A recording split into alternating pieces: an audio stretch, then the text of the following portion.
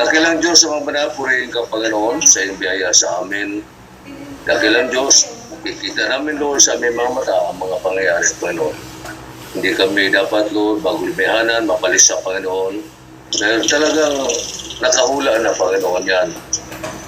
Salamat, Panginoon, na hindi po tinago sa aming kapagkalaman po ang mga bagay na yan. Tinuro mo sa amin ang mga espesipikong mga bagay ang mangyari upang hindi kami mabalisa. Ano ba ito? Ano ba yan? Kaya maraming salamat, Lord, sa pag-ibig sa paamin, Panginoon. Patuloy ka nawang mag-supply na kailang Diyos sa aming pangailangan habang kami ay nag-iintay sa panahon. Hindi namin kailangan, Panginoon, ng malaking building pa, ilang mga upuan. Hindi namin kailangan na kailang Diyos. Alam namin na kailangan ng Panginoon kung kailangan na niya ay maroon mga free o mga paupahan, mga lugar na kailangan Diyos upang kung kailangan doon kami mag-itipon-tipon, Panginoon. Purihan ka na kailangan maraming salamat, pagpalain mo, pagalingin mo yung mga anak na kailangan Diyos o patuloy kang maging giya sa aming paglilingkod na kailangan Diyos. Nawa, Lord, walang malalaglag, Panginoon, sa amin, aming mga pamilya, aming mga anak, Panginoon, ay talagang makakasama, Lord, sa pagdagit na kilang Diyos. So, maraming salamat muli, Lord. Patuloy mo kayong bigyan ng puso na malambot. Papatigasin na kilang Diyos sa mga puso. Dahil kapag ito tumigas, Lord, ay wala na, Panginoon. Huwag nawang tumutok sa mga bagay sa libutan. Huwag tumutok sa secularism, Lord. Sa kayamanan, o sa love of money na kilang Diyos. Kundi ikaw na po ang aming titingnan, Panginoon, dalang panahon po ay malapit na lagi. Pagpalain mo, Lord, tulungan mo yung mataling ko, Lord, na gamitin ang kanyang bibig, Panginoon, sa mga bagay espiritual at mag-ibigay po ng blessing sa iyong mga anak, Panginoon. Maraming salamat muli, Lord, sa tanging pangalan ng Panginoon Kristo Jesus, itong lahat sa mo talang. Amen. Sa Lord. Praise the Lord. Praise the Lord.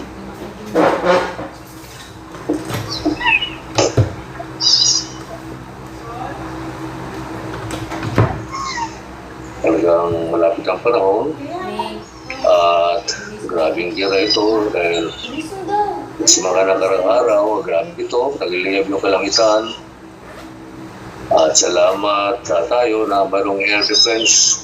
May iron defense ang ating mga kapatiran, mga anak ni Jacob at intercept nila sa ipapawid ang mga ballistic missile po ng kalaban.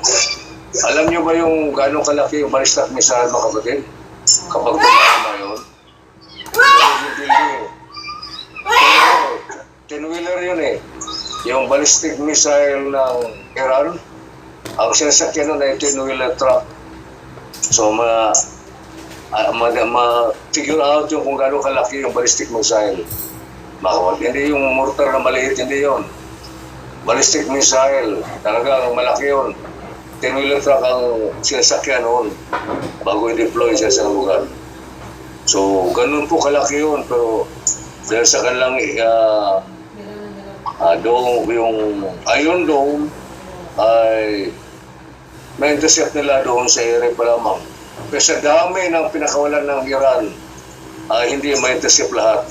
So dito po gagawa ang Panginoong Diyos upang sawatahin yung mga missiles na yan. Dahil nung nakaraan naman ng mga pagkataon ay maraming patutuo, hangin na ginamit ng Panginoong Diyos upang ihawi yung pupuntahan, hindi matatama doon sa dapat tatamaan na napunta sa dagat ng Mediterranean. Pero ngayon ay makita natin na talagang nagliliyab ang kalangitan. Pero hindi dapat tayo mangamba. At so makikita natin ngayon kung tayo nagsubaybay po sa mga vlogs, sa mga news, makikita natin katsikat pa siya ng mga ngaral, celebrated, mga pictures sa TV, mga kapatid. ano ba pala tandaan na sila po ay against sa kalooban ng Panginoon. Mayroon silang mga isang mga phrase magsalita, mga kapatid, na hango pa sa Biblia. Anong naobserbahan nyo, anong ginagamit ng talata? Na akala mo sila talaga totoo, mga kapatid. Pwede mo malaman na sila po ay counterfeit sa Panginoon, kalaban. Ano bang sinasabi ko? Celebrated, mga preacher, mga kapatid. Sikat sila sa TV. Pray for the peace. Ang madalas po, bukod doon sa, alam nga natin na ang Panginoon ay nangusap sa akin, alam nga din, nangusap yun, di ba? Alam yun. Parang ganun din, mga kapatid. Anong ginagamit nila ngayon? No? Let us pray for the peace of Jerusalem. Pero mo? Totoo, biblical po yan. Pero maling paggamit yan, mga kapatid. Let us pray for the peace of Jerusalem. Ano yan? Psalm 122 verse 6 yan, mga kapatid. Akala mo talaga totoo. Pero, why are we praying for the peace of Jerusalem? Bakit tayo manalangin sa kapayapaan sa Jerusalem? Ignoramos yan sa banal na kasulatan, mga kapatid. Dahil kung alam nila ang banal na kasulatan, alam nila ang panahon, walang peace. Kailan mag-peace ang Jerusalem? Kailan pa ang totoong peace? Kaya sabi mo sa Isaiah 56, the way of peace, di nauna, mga kapatid.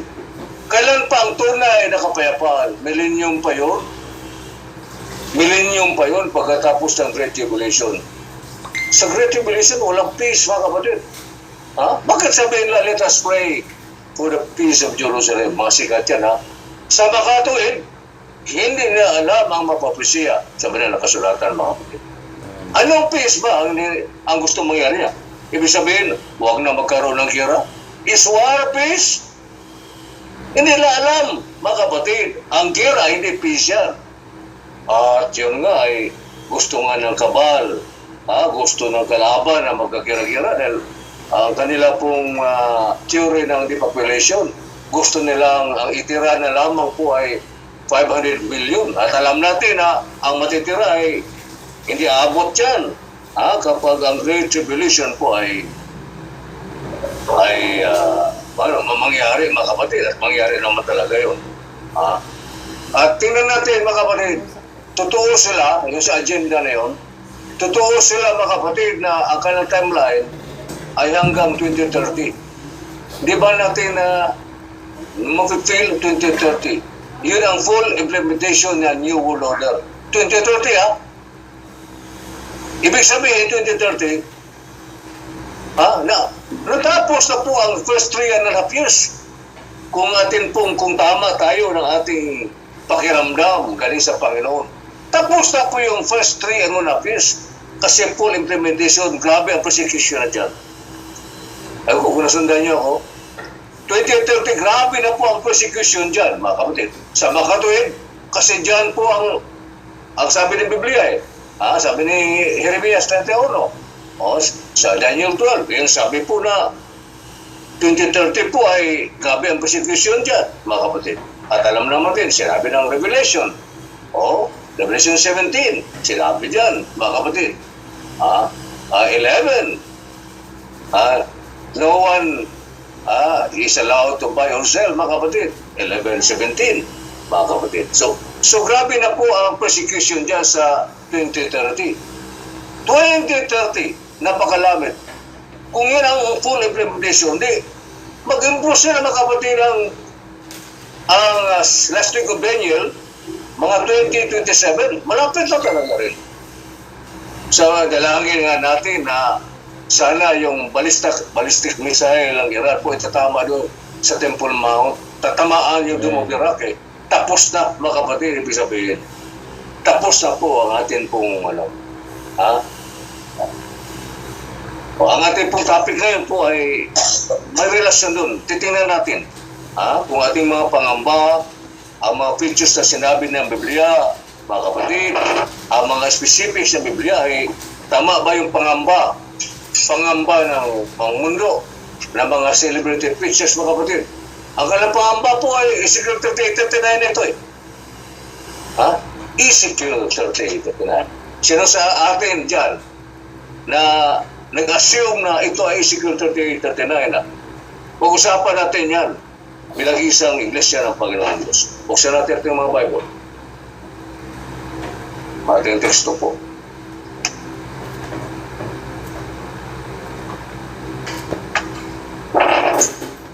Ezekiel 38. Para lalo nating i-review at himay-himayin, i-digest ang chapter na ito. Dalawang chapter ito, Ezekiel 38:39. Pero mo kung ilang taon tayo po na ang ating paglilingkod ay laging narinig ng mga ralitong Ezekiel 38:39. Hindi tayo lahat, hindi lahat ng sumunod kay Barabal naman, hindi lahat, mga kapatid. Verse 1, And the word of Yahweh came unto me, saying, kay Ezekiel, Son of man, set thy face against Gog, the land of Magog, the chief prince of Meshech, and Tubal, I prophesy against him. And say, Thus saith Adonai Yahweh, Behold, I am against thee, O Gog, the chief prince of Meshech and Tubal. God bless the reading of His word. Sabi siya, Amen. Amen. So ito pong Ezekiel 38:39, mga kapatid, ito palang bungad ng narratives nito, mga kapatid, ay parusa po ito. Parusa po ito kay Gog. Ang ating pamagat ay, are we waiting for Gog? Are we waiting for Gog? So, tingnan natin ang mga pangyayari sa Middle East, mga kapatid, ay umeksida na ba si Gog? Tingnan natin ang mga specifics, mga kapatid, upang hindi tayo magkamali. Dahil almost all preachers believe that this war is the war ng Ezekiel 38:39, not Gog and Magog. Kasi Gog ang Magog sa ano pa yun eh, Revelation pa yun eh. Doon pa sodban ng huli po yun ng 78 ito, ganyan. O sana nakuha nyo ang aking pong larawan. So, ito po ay punishment ito ni Gog. Kung punishment ito ni Gog, mga kapatid, walang pangamba. Walang pangamba. Dahil punishment ito ay talaga rapiduhin sila ng Panginoon. No? Pero nakakatakot lang tingnan sa mga wala pong kapayagan, mga kapatid. Nakakatakot. Tulad ng makikita natin sa Middle East ngayon, makikita mayroon mga smartphone tayo, grabe po, nagliliyab yung kalangitan, mga kapatid, nakakatakot. May mga Pilipina doon, mga Pilipina na matagal na, sabi nakakatakot, yung mayanig, yung building nila, mga kapatid. Siyempre, hindi lahat kasawata po ng Iron Dome ng Israel sa kami ng Iran. Nandadarag lang naman yan eh. Wala na silang kapasidad, mga kapatid. Bakit? Dinurog na po ng Israel on the first day, June 13, yung kanilang nuclear facilities. Wala na po. Wala na. Wala sila. At nung nakaraan pang sinalakay sila Israel, sabi po sa news, 200 airplanes, mga jets, fighters, mga sinira ng Israel yun. So walang kapasidad na yan. Nandadarag na lang yan. Pero alam na Israel na gumagawa ng nuclear, kaya ang sabi na preemptive invasion yan, unahan na nila. Kaya delikado po yun, mga kapatid. Kasi pati ang Amerika nangamba. Alam niyo, Amerika, asset po yan ng kabal, ay ayaw nilang may mauungus pa sa kanila ng Iran. Malaking Iran na yan, pero sa superpower, ay mas powerful po ang Israel doon sa Iran. Nandadarag na lang yan. Kaya marami mga Iranian, sabi sa news na natutuwa anong dinurog ng Israel yung kanilang nuclear facilities. Bakit? Kasi oppressive po ang Islam. Pinangunaan ni Ayatollah Khomeini, oppressive po. Nagbubuli ng mga tao. Parang yung ginawa ng Hamas noon sa Palestina, sa Gaza, gano'n. Ino-oppress yung mga tao. Kaya gustong-gusto nila na mawala yung regime na yun. Hindi po yung Iranian madla. No, hindi po yun. Kundi yung regime po ng Islam. Na Shiite Muslim po yan eh. Dalawa kasing Islam, Shiite at yung moderate na mga Sunnis, mga kapatid. Itong Islam sa Iran po ay Shiite Muslim. Oo, sobrang higpit yan, mga kapatid. Higpit yan sila. Kaya oppressive po ang kanilang pamaraan. Ay daming, kung masira ngayon, daming matutuwa, mga kapatid, na mga Islam din, kapwa Islam, na hindi kapartido po. Shiite at saka Sunnis. Moderate po yung mga Sunnis, mga kapatid na Islam. So, yun ang pagkakalam ko. At makikinig sa kanilang narratives, mga kapatid. So, makikita natin na ito pong kira ngayon, nakakatakot nga, pero huwag tayo mabalisa, mga kapatid. Ang salita ng Diyos, binigay sa atin, advance news, para hindi tayo magbalisa. Ba't tayo magbalisa? Alam na nga natin eh. Ba't tayo maging balisa? Di ba? At tuloy lang tayo. As natural actors, tuloy tayo. Huwag tayong mabalisa sa mga pangyari. Dahil mangyari talaga yan. Siyempre lahat yan, magkakaroon ng domino effect yan. Hirap sa pagkain, hirap sa pamasahe, dahil tumaas yung gasolina. Ganun talaga yun, mga kapatid. Ganun. Kung dapat tayong matuwa, hindi tayo dapat mabalisa. Kasi ito na lang ang sinabi ng Panginoon. Hindi tayo mabalisa. Dapat matuwa tayo. Ang pagpuli, ito ang kita namin ang panahon. Tulungan lang yung kami makakain, Panginoon. Makabayad sa aming bills. Yun lang, wala nang. Kailangan natin isara po ang ating pong kaisipan doon. No? Yung tukso po ni Mrs. Lot sa kanya, no? Maliwanag po ang sabi ng Angel, huwag kang lumingon. Ayun, alam natin na figure-pismis po yun. Huwag kang lumingon. Kasi ang kanyang nilingunan po, yung magandang buhay nila doon, sa Sodom at Gomorrah, mga kapatid, sila ay mayaman doon, pinagpala ng Panginoong Diyos. Kaya sabi ng Angel, huwag kang lumingon. Kaya doon siya lumingon sa sanglibutan. Secularism po ang kanyang pabor sa kanya, mga kapatid. Kaya, sabi po ay nagiging haliging asin siya, mga kapatid. At sabi niyan ay myth yan, legend daw yan, alamat daw yan, pero sabi naman na taga siya, totoo yan. Ay yung mga Hudyo na practicing Jews, mga kapatid, ng Judaism, sabi totoo yan. Makikita natin kung ating titinan yung haliging asin, makikita natin. Lang yung kaaway ay gustong sirain yung kaisipan po ng mga believers ay gumawa ng dalawang statue. Marong doon sa side ng Jordan at marong doon dito sa side ng Israel. O sino bang totoo doon? Dito sa side ng Israel po, yung statue doon ni Mrs. Lot, mga kapatid.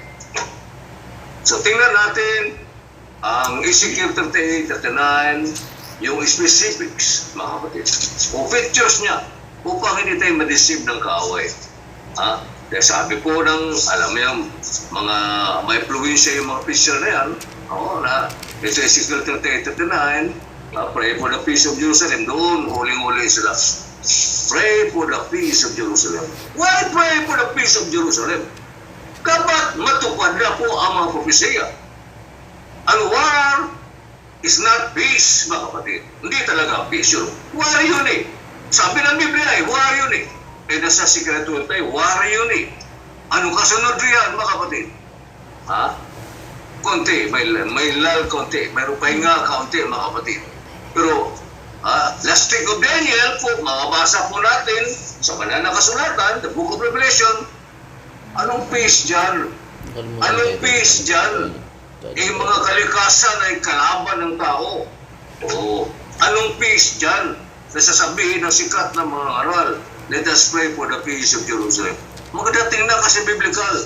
Pero magkikita lamang natin, mabasa natin, na wala po silang kapayagan rekta sa Panginoong Diyos. Wala po silang alam sa kasulatan. Bakit ay magpipray ka ng peace of Jerusalem? Ang prayer natin ay Tignan mo si Daniel, noong siya po ay humingi po ng patnubay yung kanyang pangaral, ay meron siyang kapayagan. Hindi yung mag-pray tayo na walang kapayagan. Punta tayo sa Daniel. Oh. Si Daniel ang ating magiging ehemplo, mga kapatid.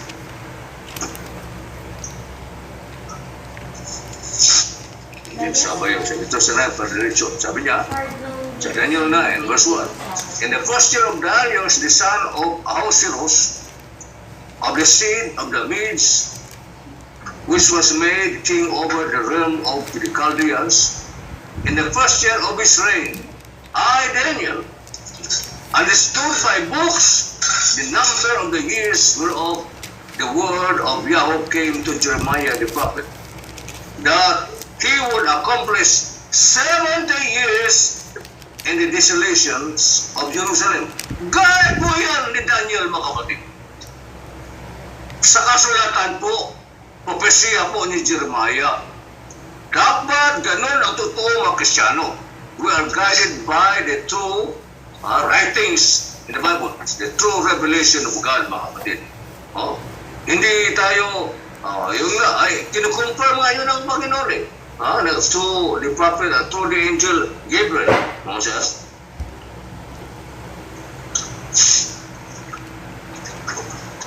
Ito po. Dito tayo sa Daniel 9:20 na. And whilst I was speaking and praying and confessing my sin and the sin of my people Israel, and presenting my supplication before Yahweh my God, for the holy mountain of my God. Yea, was I was speaking in prayer, he was speaking in prayer, he was talking to God, mga kapatid. Even the man Gabriel, whom I had seen in vision at the beginning, being caused to fly swiftly, touched me about the time of the evening oblation. What is the time of evening oblation, mga kapatid? Evening oblation. Hindi gabi yan pa. Sa Hudyo po, ang evening oblation ay 3 o'clock in the afternoon yan. Doon sila, mga kapatid, nag-aalay. Yan po ang evening oblation. First evening po nila yan. Second evening, yung evening proper, madilim na po yun. 6 o'clock na po yun, pataas. Para may idea tayo. Whom I have seen in vision at the beginning, being caused to fly swiftly, touched me about the time of the evening oblation. And he informed me and talked with me and said, "Oh Daniel, I am now come forth to give thee skill and understanding." So, pero Daniel is understood by the books of Jeremiah. Pero yung pinaka tawag dito, detalye po ay si Daniel po si Gabriel po ang inutusan ng dakilang Diyos upang ipaalam doon kay Daniel. So makita natin, kasi tama po ang panalangin ni Daniel. Tama po ang kanyang panalangin. Kaya nga ang ating panalangin, walang saysayan kung walang kapayagan yan. Let us pray for the peace in Jerusalem. Maling panalangin yan. May verse yan, pero mali yun. Yung banggit niyan, mga kapatid, pinapakita na hindi sa Diyos yun. Sasalungitin mo ang Panginoong Diyos, manalangin ka. Para sabihin mo Diyos, Panginoong Diyos, huwag sana matupad yung Ezekiel 38:39. Huwag sana matupad yung Ezekiel 12. Huwag sanang masira yung double miracle, Panginoon. Parang ganun. Huwag sanang masira yung double miracle. Palagi nakatayo sana nun. Hindi sana matayo yung 34. Parang ganun. Parang ganun ang panalangin na kapag walang tawag dito, kapayagan, mga kapatid. Huwag tayong manalangin na ganyan, mga kapatid. We are against the will of God. Klaro yun. No? So makikita mo itong mga taong to, sikatong mga rastro, bakit ganun? Wala silang malay sa banal na kasulatan. Let us pray for the peace of Israel, in Israel. So, ayaw nila ng gera. Uy, sabi ito ng Biblia, may gera eh. Oo, sabi pa sana sabi ni Franklin Graham, sabi niya na sana matapos ka agad yan. Aba, o dahil parang ayaw ng gulo, mga kapatid. So makikita mo sino ang totoong nagbibigay ng mensahe. Yes? Makikita natin. Nung binigay ko na sa iyo ng bird's eye view, mga kapatid, upang maintindihan, huwag tayo magkulimihanan. Oo, sinabi na natin. So, makikita natin na ang sinuko si Gabriel to give Daniel skill and understanding. Saan? Sa mga visions po na pinakita ng Diyos kay Daniel. Oh, si Daniel nakakita ng vision. Because of Daniel, we also have given the opportunity to see the visions of Daniel. O alam natin ano yung pinagsasabi ng Daniel. Alam natin ano pinagsasabi ni Juan the Apostle. Alam natin yun. Huwag natin salungatin yun. Kung pinakita doon, ano na yun? Finished product na po yun. Huwag mo salungatin sa ating mga panalangin. Dapat yun ang punto doon, mga kapatid. So, balik tayo sa Ezekiel.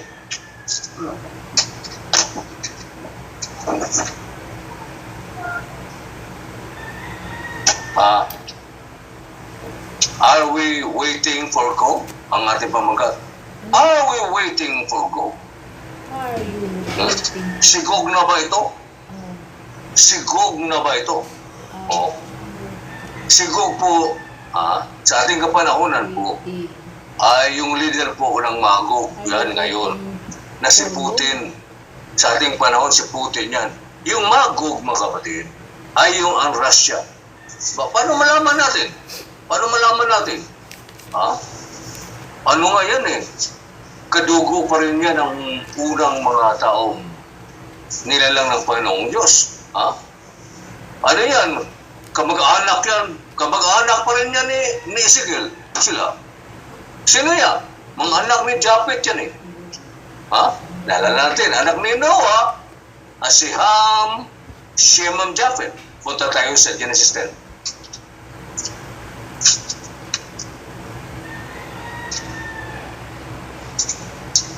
Mga kamag-anakan to. Mga pinsan, ito ka. Sa ating panahon, tawag ay pinsan, kahit malayo na, pinsanin. Verse 1.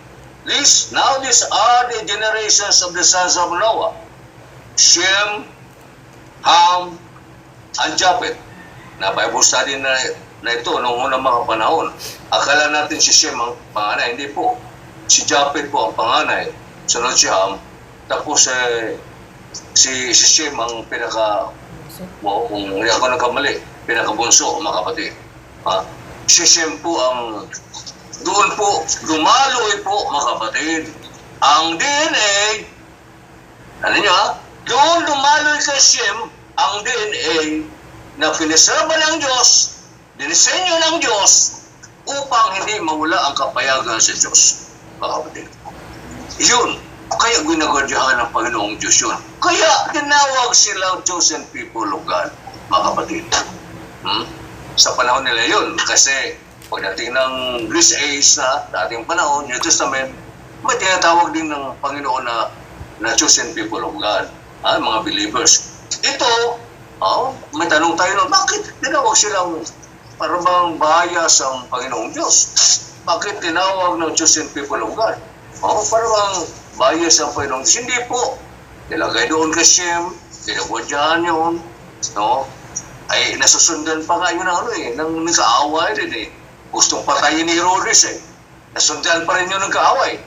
Gustong patayin ni Herodes. Pero ganoon pa man, si David po, si Joseph po, si Maria, mga kapatid. Kaya they were called the chosen people of God. Ang Israel, napunta kay Shem, tapos napunta kay mula kay Noah, napunta kay Shem, napunta kay Abraham. Doon nakita ng Diyos sa kanyang omniscient mind.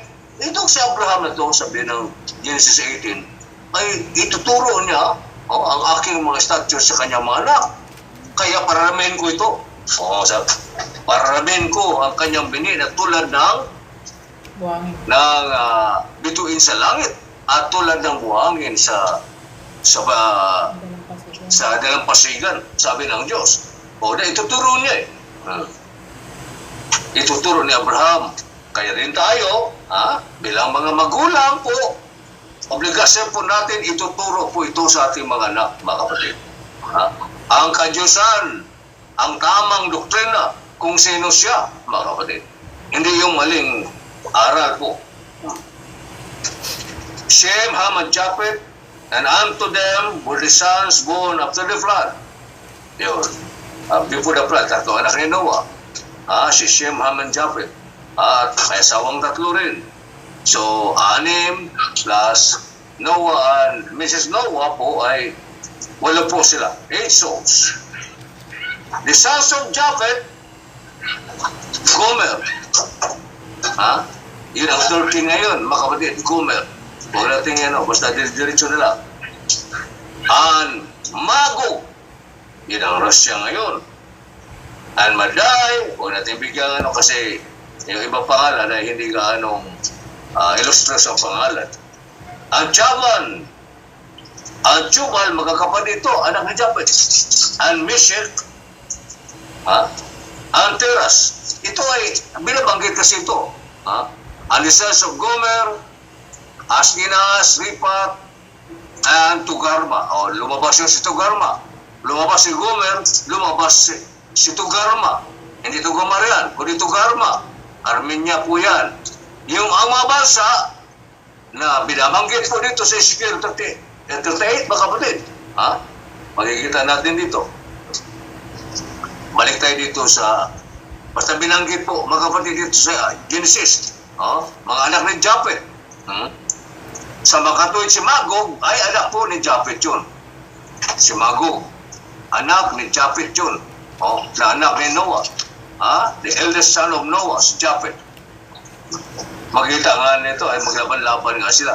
Sabi rin na kapitulo, mga kapatid. Yun. So ito, sa verse 3, and I say, thus said Adonai Yahu, behold I am against thee, O Gog. Itao dito ko eh. The chief prince of Meshech and Tubal, yun. Mga nakakaangat po si Gog, dahil siya po ang namuno sa Magog, mga kapatid. Nakapatid ni Meshech at saka Tubal. Pero itong talata, itong kabanatang ito, mga kapatid, ay punishment po ito. And if it is a punishment, di kawawa po rito si Gog. Walang dapat mangamba, mga kapatid. Kahit pa sila marami, punishment ito, mga kapatid. Doon pagbasa. And I will turn thee back and put hooks into thy jaws. Ilalagyan din ng hooks, parang nabingwit na isda, mga kapatid. Kasi pag ang isda ay nabingwit, ay ano sa anong Diyos sa Tagalog? Panga. Dito sa panga ng isda, yun, mga kapatid. Hindi makakawala. Bira lang isda makakawala kapag nabingwit na siya. Pero ito po ang ilustrasyon ng Panginoong Diyos. Na hindi talaga makawala si Gog. Hindi makawala kasi lalagyan ng hook. Hook. Ano ba yung anong hook sa Tagalog? Yung pambingwit. Sima. Anong- Sima. Sima daw po. Sima. Si- Ginagamit sa isda. Sima. Hindi yung sima mismo. Yung ginamit sa isda ang tawag doon. Yung kain. Bulat. Pain yun eh. Pain yung Sima yung... Hindi pain. Yung pin na may sima. Kawil. Kawil. Kawil. Kawil sa Bisaya. Kawil. Sige, kawil na. Basta kawil, yung may sima na pin na nakabaluktot yun. May lagyan ng Yung tawag. lalagyan ng ng Sima. pain. Para kagatin ng isda. Kapag ito ay kumawil na, sumabit na sa panga, hindi na makakawala. Ibig sabihin, the punishment ka ito kay Gog. mga kapatid. And I will bring thee forth, and all thine army, horses, and horsemen, all of them clothed with all the sorts of armor. Ibig sabihin, ready for war, all of armor. Even a great company with bucklers and shields. Bucklers, mga gamit yan na pang depensa. Bucklers and shields. All of them handling swords. Ngayon, hindi na po sword ang ginagamit sa ating panahon. Pero yun po ang description po ni Ezekiel. All of them handling swords sa unang panahon yun. Madalang tabak, mga kapatid, sword. Hindi na po, pusil na ngayon. Pusil na. Yung baril na ngayon. Baril na ngayon ang gamit. Machine gun ang gamit, mga kapatid. May amo na ngayon. And them handling swords. Ito ay na-enumerate po ito ni Ezekiel. Klaro po yun. Persia. Itong Persia, mga kapatid, ay Bible lang talaga ito. Naalala yung Persia? Dito po ay napihag po sila. After the Babylonian Empire po, ay nanalo yung Persia. Kaya mayroong Medo-Persian Empire. At alam natin ay dahil kay Esther po, na-save po ang buong Hudyo. Kaya mayroon tayong Urim, yung tawag doon na Feast of dahil na-save sila kay Haman. Ano yung save? Hanukkah. Hindi Hanukkah. Hindi yan. Yung lot by lot, yung feast dyan, feast of Purim. Purim, yun. Purim. Feast of Purim, mga kapatid.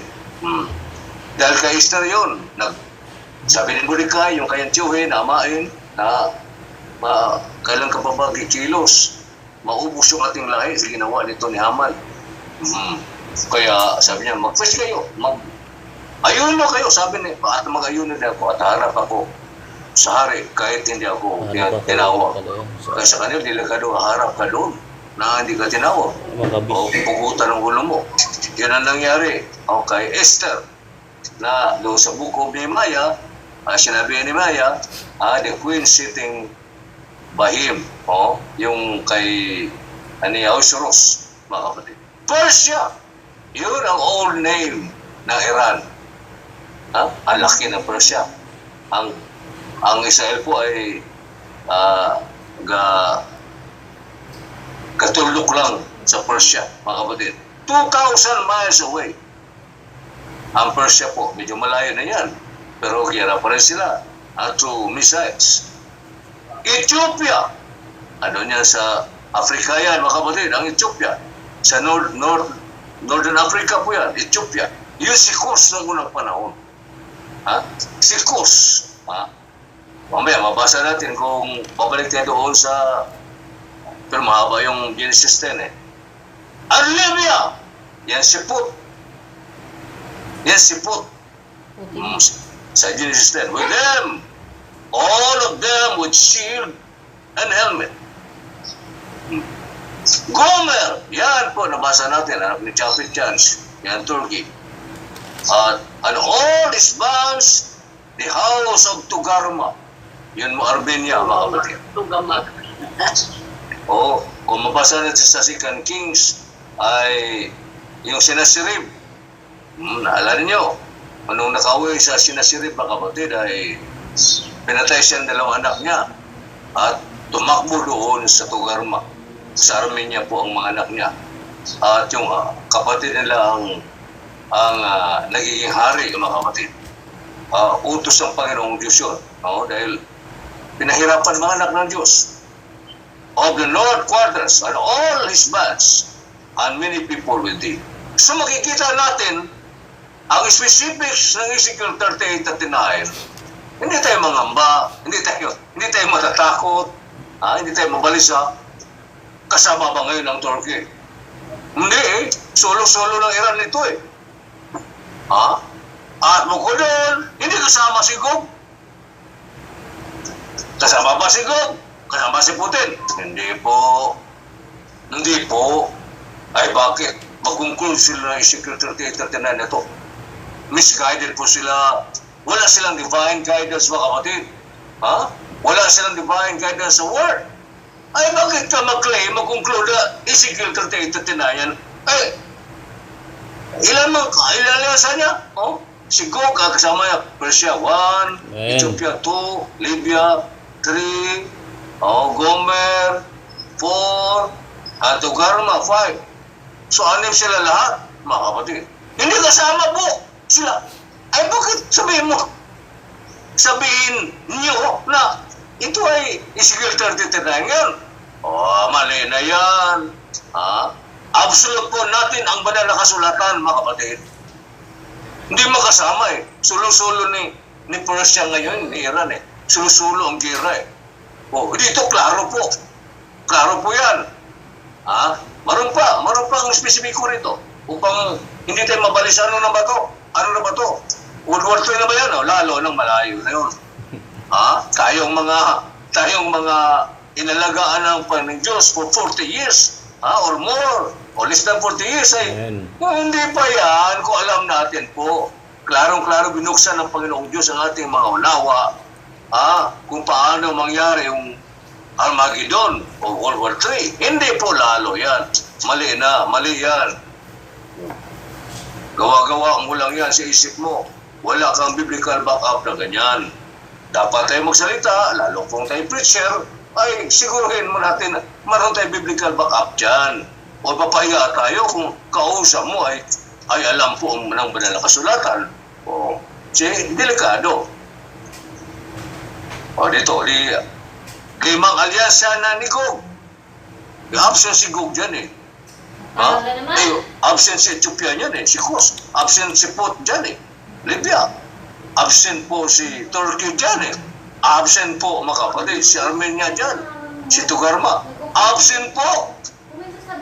So, wala na. So, nanaro na natin na hindi siguro 38-39 yan. Gawa-gawa mo lang yan.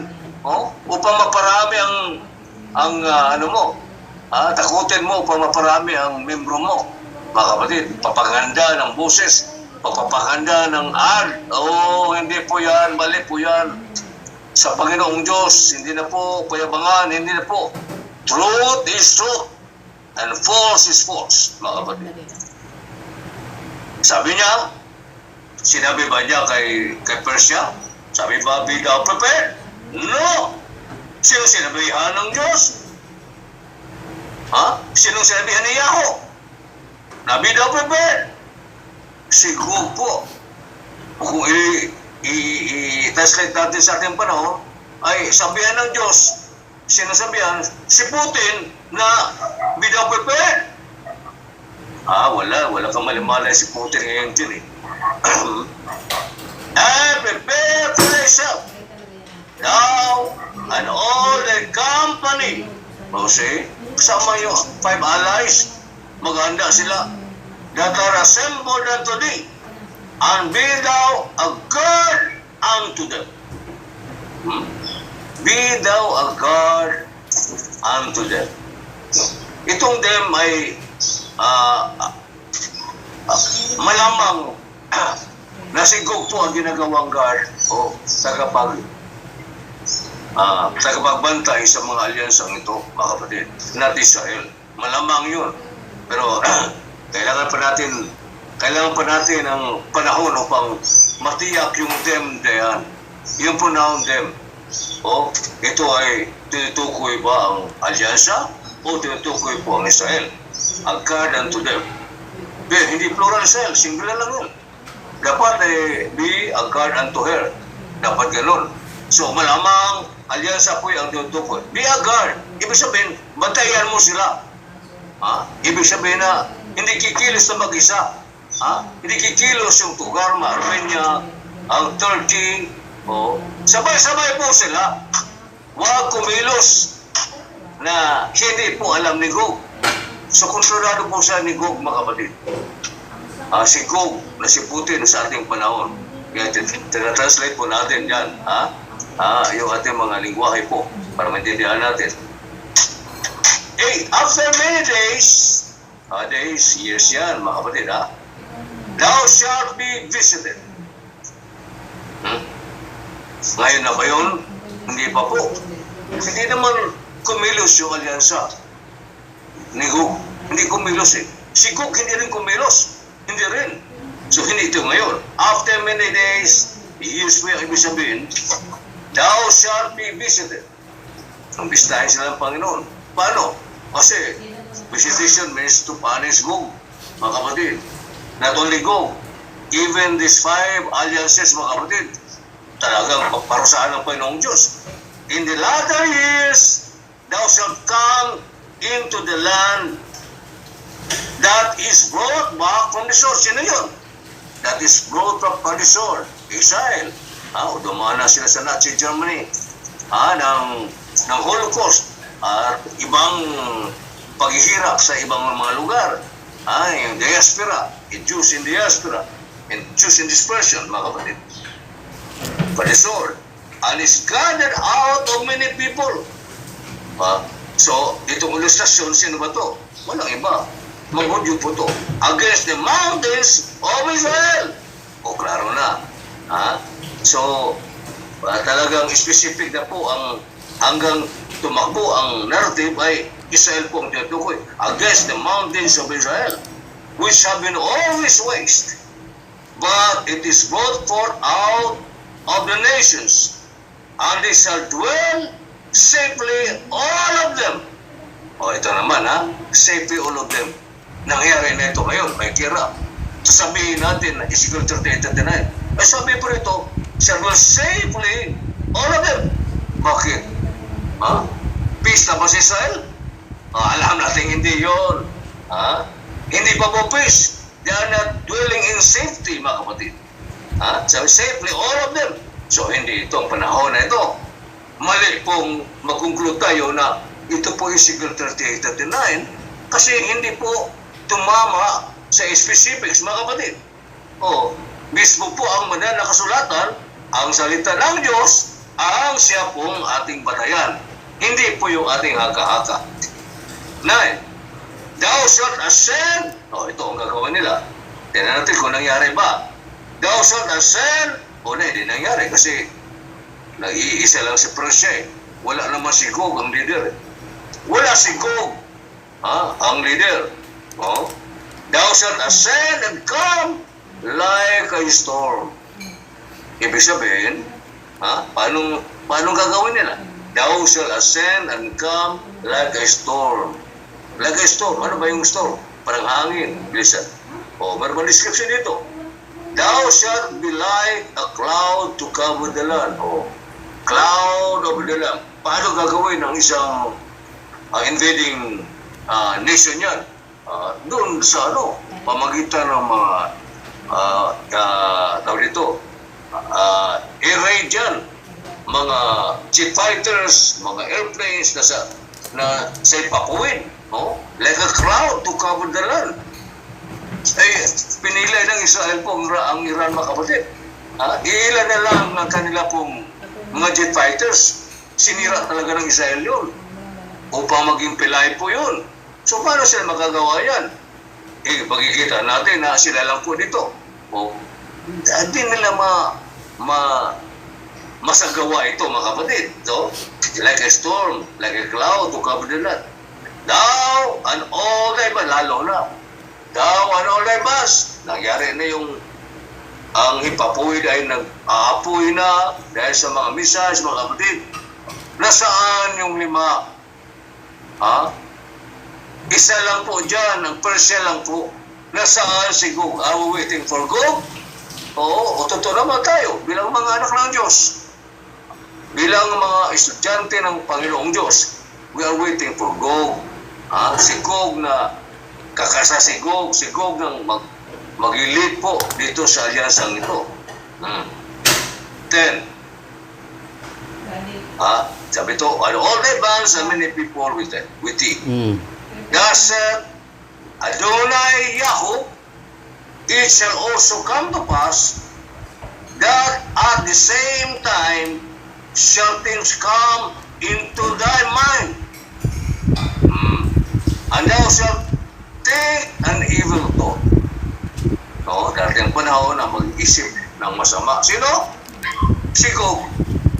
Mag-isip si Gog. Pero ngayon mga kapatid, wala pa siksina si Gog. Wala pa talaga. Hindi pa siya umiksina, mga kapatid. Kaya meron naman tayong news. Meron tayong mga smartphone. Katulad tayong TV. Ha? Madali nga matukoy. Itatayag mo lang yun. Mga pangyayari sa Israel. Magkikita mo na. Hindi mo hintayin yung Channel 2 na bias, Channel 7 na bias, Channel 5 na bias. Ha? Diretso ka na. Bagamat maraming bias pa rin doon. O, mga Reuters, bias yan. Al Jazeera, lalo na. Mga kapatid, o, may bias yan. Mga mainstream media, bias talaga yan. Hindi nagsasabi ng totoo.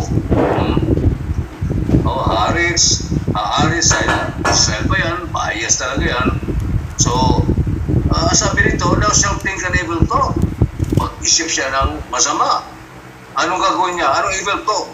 And thou shalt say, I will go up to the land of unwalled villages.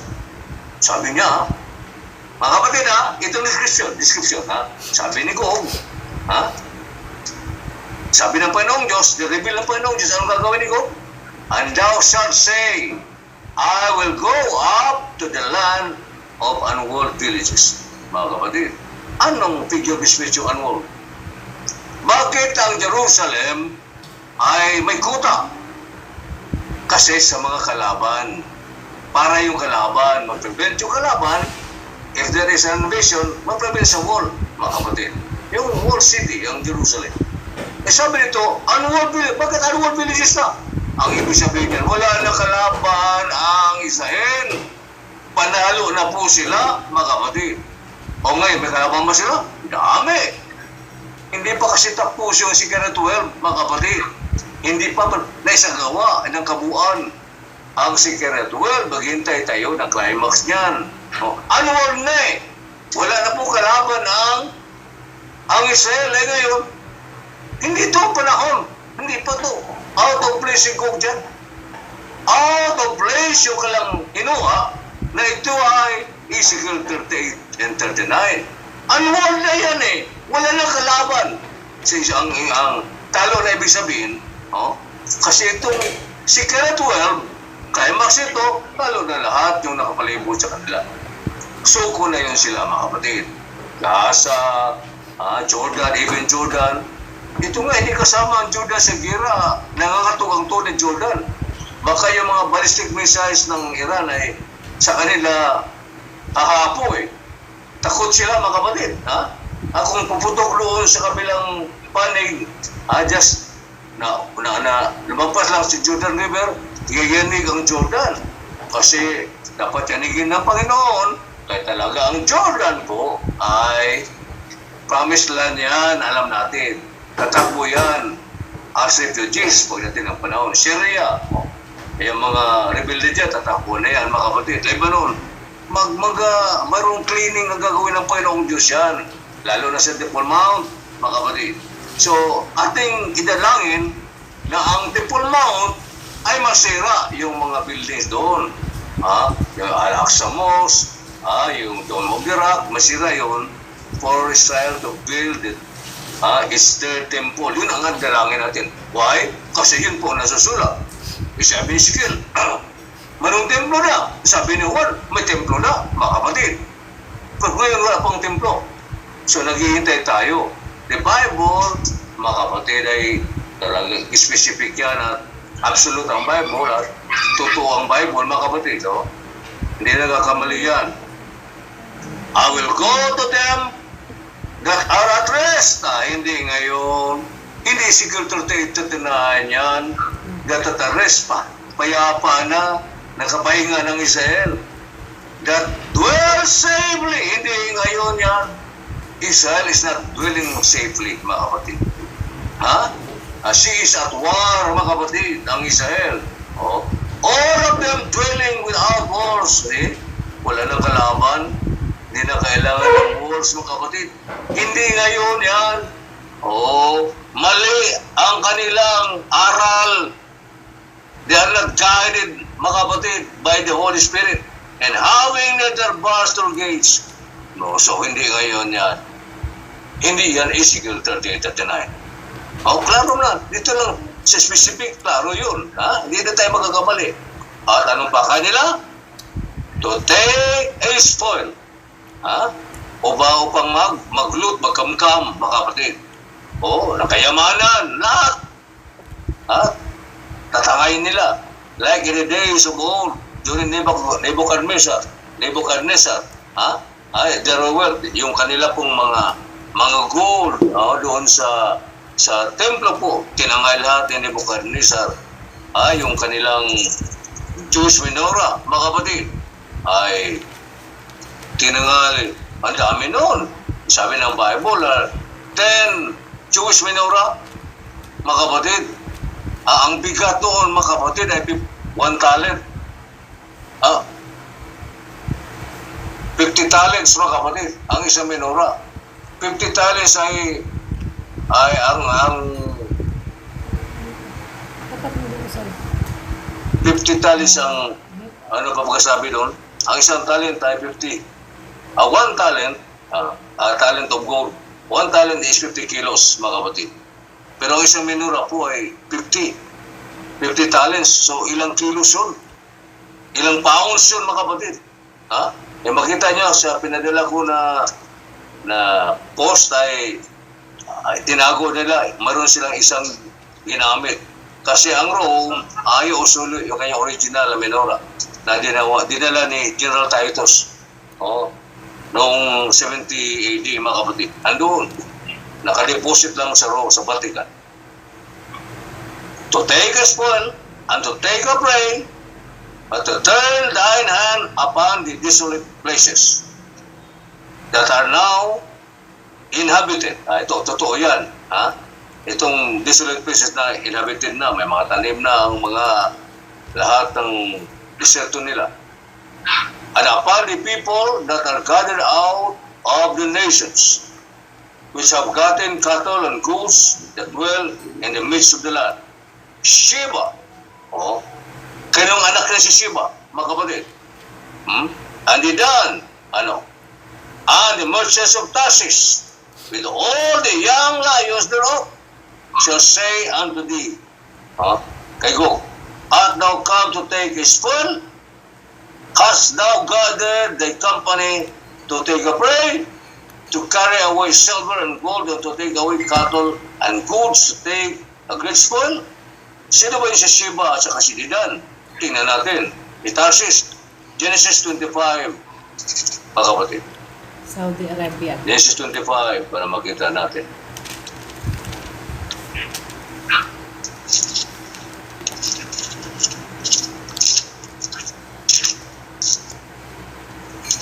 Nirukin ito sila eh. Mga kamag-anakan lang ito nung ni Jacob sila, mga kapatid. Bakit nasabi na kamag-anakan? Ito. Verse 1, 25, Genesis. Then again, Abraham took a wife, and her name was Keturah. Nung wala na po si Sarah, Sarai, nag-asawa siya muli, si Keturah ang pangalan. As she bare him Zimran, and Joksan, and Midan, and Midian, and Isbak, and Shua. And Joksan begat Sheba, and Dedan, and the sons of Dedan were Ashurim, and Letushim, and Limim. Mahirap bigkasin. And the sons of Bijam, Ipa, and Eper, and Hanok, and Abida, and Hilda. All these were the children of Keturah. Mga kapatid, ang binanggit dito, Sheba and Dedan, anak ito ni Abraham. Anak ni Abraham sila. Si Jacob, anak ni Abraham. Amen. Isaac, then si Jacob, anak po ni Abraham. Magkamag-anak po sila, mga kapatid. Pero makikita natin dito, parang neutral po itong mga taong ito, anak ni Abraham. Hindi kasama ng alyansa yan. Hindi kasama. Bagamat kamag-anak din dahil anak po nino ni Japhet, mga kapatid. Na kapatid mo ng lolo nila. Sino lolo nila? Oh, si Shem. Oh, si Shem ang lolo nila. Kamag-anak nito, mga kapatid, ha? Tanan nyo. Ito, pero parang neutral ito. Sinita nga si Gog eh. Sabi niya, are you come to take a spoil? Oh, gusto bang magkamkam ka? Kaya pumunta ka rito sa aming lupain? Oh. 14. Therefore, Son of Man, prophesy and say unto Gog. Sabi po ng Diyos kay Ezekiel, Son of Man, prophesy and say unto Gog, thus saith Adonai Yahu, in that day, dito ko, nasa unahan pa natin, hindi ito kayo, nasa unahan pa konti. In that day, when my people of Israel dwelleth safely, klaro ito mga kapatid. When my people of Israel dwelleth safely, ibig sabihin panalo na Israel. Walang kalaban na. Wala na kalaban ng Israel. Ha? Shalt thou not know it? Hindi mo ba malaman? Tago ba sa iyong mga mata? Kung ang Israel po ay wala ng kalaban, safe na po Israel? Alam mo, sabi ng Panginoon, kay Gog. Alam ni Gog yun. Alam ni Gog ang kanyang panahon. Hindi ito mga preachers ito na kunyari alam nila. Pero walang alam sa banal na kasulatan. Pero may madigris yan. May doctors of divinity yan, doctors of letters yan. Ang gagaling yan. Pero ito, nasilat sila sa banal na kasulatan, mga kapatid. Masyadong nakatingin sila sa degree nila, mga kapatid. Pero wala pong malay sa banal na kasulatan. Hindi alam paano pagkasulat sa banal na kasulatan. No? They know how to read Hebrew, they know how to read Greek. But dito, they don't know how to read the prophecy in Ezekiel. Sabi rito, thou shalt not know it. 15. And thou shalt come from the place out of the north parts. North parts kasi ang Russia, mga kapatid. As Israel. Thou and many people with thee, all of them riding upon horses. So, military sa ating panahon yun. Unang panahon, kabayo ang sinasakyan. Ngayon, hindi na. A great company and a mighty army. And thou shalt come up against my people of Israel. Yan sabi ng Panginoon. You will come up against my people of Israel. As a cloud to cover the land. Inulit pa kapatid. As a cloud to cover the land. Hindi ito. Puro message ito eh. Hindi nga pinakita sa news na lumipad ang isang jet fighter, ang F-35 o F-30 ng Iran. Wala silang mapalipad, sinira ng Israel, binumba una, mga kapatid. Noong una pa, hindi ito. Noong una pa. It shall be, to cover the land. It shall be in the latter days, the last of the last days. Malapit na tayo riyan, mga kapatid.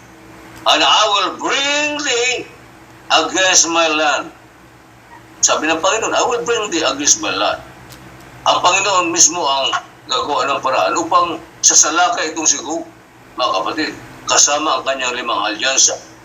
And the hidden may know me when I shall sanctify, sabi ng Panginoon ito, pag ganito, and I will bring thee against my land, that the hidden may know me, upang malaman ng mga hintil ako, when I shall sanctify, I shall be sanctified in thee, na ako ay masanctify dahil sa iyo. Oh God, before their eyes. Paano ang Diyos masanctify, mga kapatid? Paano? Sa Leviticus, maraming meaning yan. Pakabanalin nila ang Diyos. Ibig sabihin, ilagay nila sa tamang pedestal ang Panginoong Diyos. Ilagay nila sa tamang kalagayan ang Panginoong Diyos. Hindi siya si Allah, mga kapatid. Hindi siya si Buddha. Hindi siya kung sino-sino man, mga kapatid. Hindi po. Ang Diyos. Sabi ng Diyos, and I will be sanctified in thee. Oh, go before their eyes. Lilitaw ang Diyos. Ang totoong Diyos, mga kapatid. Paano? Paano kaya? ito na isin ng Panginoong Diyos, mga kapatid. Because in Ezekiel 38:39, hindi po makakilos ang Israel. Kumpiyansa po sila, mga kapatid. Wala na po silang kalaban. Ano na sila kumpiyansa, wala na lalaban sa atin. Takot lahat sa atin yan, marahil. May isahan sila nito, Ezekiel 38:39, na hindi sila, ito words ko lang wala sa Biblia, na hindi sila makapaputok ng isang kanyon. Figure of speech ko lang yan, mga kapatid. Ibig sabihin, caught by surprise po Israel, hindi makakilos sila. Ito yung sinabi ng Panginoon Diyos, and I will be sanctified in thee before their eyes. Sa buong mundo, mga kapatid, masanctify ako. Bakit? Anong gagawin ng Panginoong Diyos dito? Siya ang kalaban. Siya ang lalaban para sa Israel, mga kapatid. Nilagay ba dito anong gagawin ng Panginoong Diyos? Amen. Tuloy tayo pagbasa. 70. Thus said Adonai Yahweh, art thou he of whom I have spoken in old time by my servants the prophets of Israel, which prophesied in those days. Ito, mga kapatid, wala dito sa ating Bible ito. Yung prophecy nito, mga kapatid, tungkol kay Gog. Sabi po rito, in other Islamic writings, mga kapatid, ay makita ito na sinabi po mga propeta na sabi ng Panginoong Diyos, sabi po rito, sabi na ito, Ada said Adonai Yahweh, art thou he of whom I have spoken in old time by my servants, the prophets of Israel, which prophesied in those days many years, that I would bring thee against them? No? Sinabi ba ito? Wala dito po sa ating banal na kasulatan. Pero sa ibang Israeli writings, hindi natin alam kung sa Mishnah Torah ba, kung anong mga writings, yung mga writings na ibang propesya, maraming hindi naka-stand time, mga kapatid, true time, ang mga Ido, yung mga works of Ido, ni Ido the prophet, maraming propeta. So, sinabi ng iba, mga kapatid.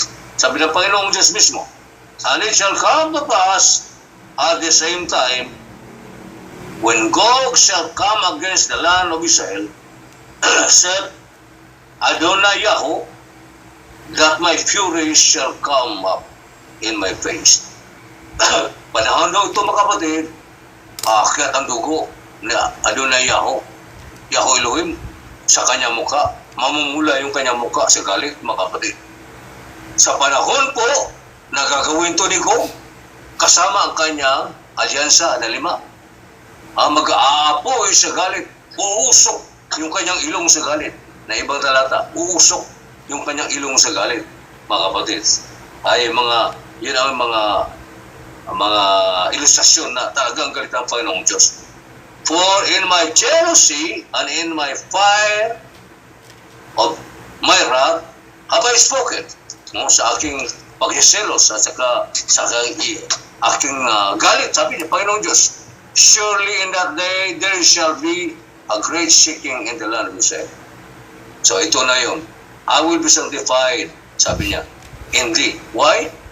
Mayroong shaking. Literal to, mga kapatid. No? Bukod sa shaking,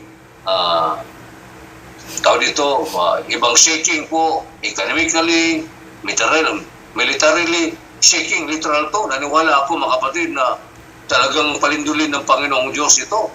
Kasi naka-reserve yung mga lindol. Unang panahon pa, sabi ng Salmo.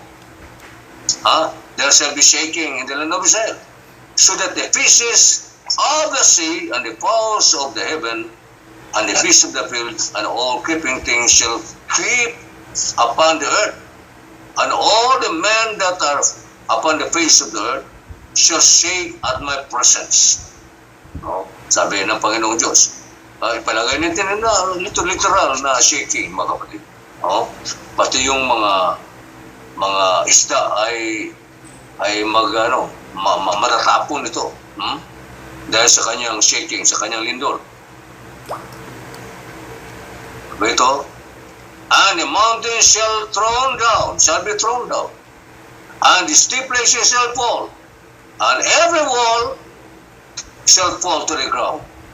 Oh, yung grabe po ang indol nito. Hindi pa ito singular tweak, hindi pa. Ito po ay work ng Panginoong Diyos sa Israel. Nung salakayin po sila ni Gog kasama ang 5 alyansa na walang kamalay-malay po ang Israel, maunahan sila, may cover supply sila, idaan sila mga kapatid sa tridor. Pag na-tridor, nakalaban, ito sabi ng Panginoon, aar sa iyo aking dugo, sa galit pag ginagawa ni Gog yan. 21, and I will call for a sword against him throughout all my mountains, said Adonai Yahweh. Every man's sword shall be against his brother. Every man's sword shall be against his brother. Bakit gano'n? Kasi kapatid lang yan si Japhet. Yung mga anak ni Japhet, Russia, Turkey, naalala natin, sa kaninong panahon ba yun kaninong panahon ba yun? Sino yung kalaban na? Yung Medianita, mga kapatid. Nalimpungatan, tulog sila, mga kapatid, nalimpungatan, sila po ay nagkanya-kanyang patayan doon. Kanyang patayan, pamagitan ng sword, pamagitan ng taba. Dahil nalimpungatan. Ito mangyari ito, mga kapatid, sila magpatayan. Yung alyansa din, magpatayan. Sabi, I will be certified in thee. Go.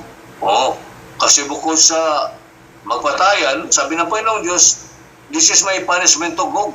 Punishment, hindi ito paghihigante sa Israel. Sabi ng Panginoong Diyos, this is my punishment to Gog. Punishment ko to kay Gog. Hindi dapat sila matuwa rito dahil punishment to. Ano na ito ay finished product na to, punishment na to ni Gog. Ibig sabihin, wala siyang magandang kainatan dito si Gog. Every man's sword shall be against his brother. Alam natin from the start, iisang dugo lang sila, mga kapatid. Paglaban-laban din sila, mga kapatid. Mga kapatid ni mga anak ni Japhet, paglaban-laban sila. Ano naman? Yan, yung binanggit natin mga alyansa, kapatiran din nila yun, mga kapatid. Isang dugo din yun. So, against his brother, sa Judges. Punta mo tayo sa Judges 7:22. Judges 7:22.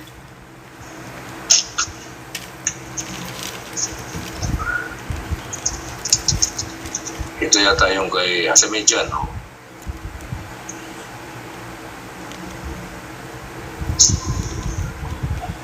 Panahon ni Gideon. Sa panahon ni Gideon. When they were against the Midianites. 22. Dito ba yun?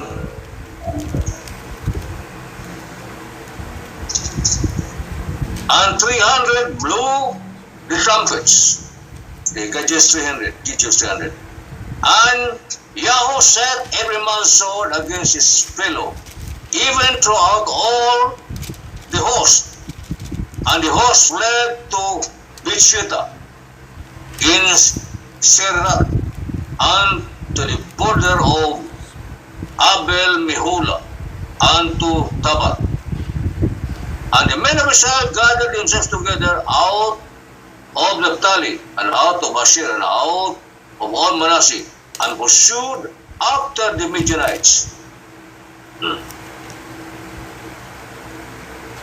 So everyone against his brother. Maglaban-laban sila, mga kapatid. Yun ang mangyari. Yun ang eksena po, mga kapatid. So, kung nangyari noong panahon, mangyayari sin sa ating panahon. Kasi nga, punishment to kay Gog. 22, balik tayo sa Ezekiel 38. 22. And I will plead against him with pestilence, may salot pa, and with blood. And I will rain upon him and upon his bands. I will rain upon him. Hindi yung rain to na kung tuwa yung mga bata maligo. Tuntua yung mga bata, maglangoy-langoy. On the streets of Manila. Hindi to rain na ganyan. Bakit? Parusa nga ito eh. Ito, ha? I will rain upon him and upon his bands and upon the many people that are with him. An overflowing rain. So, baha pala ito. Hindi ka pwede maglangoy-langoy at tatangayin ka. Baha. Torrential ito, rain. Grabe ang buhos. Imbis bubuhos to, para sa araw na yan, ang ibubuhos sa isang taon. Na ulan. Baha yan. Yan ang torrential rain. Ika nga. Overflowing rain. And great hailstones. Kasama yelo. Maubuhay ka ba doon ka sa parang uulanin ka ng yero kasi laki ng pingpong? Ilan ang velocity niyan galing sa langit? Pag tumama sa ulo mo, mabubuhay kayong tao doon? Patay! Sabi, I will be sanctified in thee. Patay! Hindi makakilos, hindi makapaputok ng isang kanyong Israel. Hindi makapalipad ng isang jet fighter. Patay! Sino papatay? Ang Panginoong Diyos ang papatay. Pamagitan, pingpong lang yun. Yung ganiso na ipaulan ng Panginoon ay 50 kilos yun eh. Dito na tayo sa pingpong. Kasi laki ng pingpong, uulan, mga kapatid. Mabubuhay ka yung sundalo doon sa parang patay. Great hailstone sa tawag doon, no? Hindi lang yun. Magpaulan pa ang Panginoong Diyos ng fire. Kaya bang paulan ng fire? Yung kidlat lang eh. Pag tinamaan ka ng kidlat, mga kapatid, hindi ka na sasantuin. Ilang voltahe po yung kidlat. Ilang voltahe yung kidlat. Buhay ba yung tao? Patay! Brimstone. Anong brimstone? Sulfur. Tulad sa Sodom at Gomorrah.